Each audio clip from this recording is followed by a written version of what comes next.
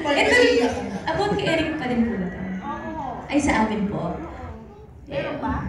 Wala na po ako masabi, basta ako po, bago po ako pumasok sa buhay ni Eric, sinigurado ko naman na hindi na sila nung isang kinto. So, Nanginig ko yung Eric sa kinto eh.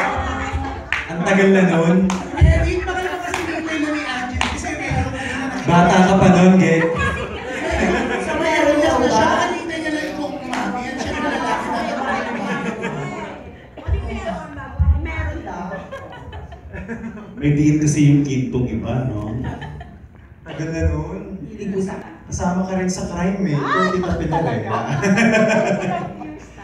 Po? Kayo nung isang kito. Ilang years na kayong wala? Ang tagal na po. 8 years ago na po.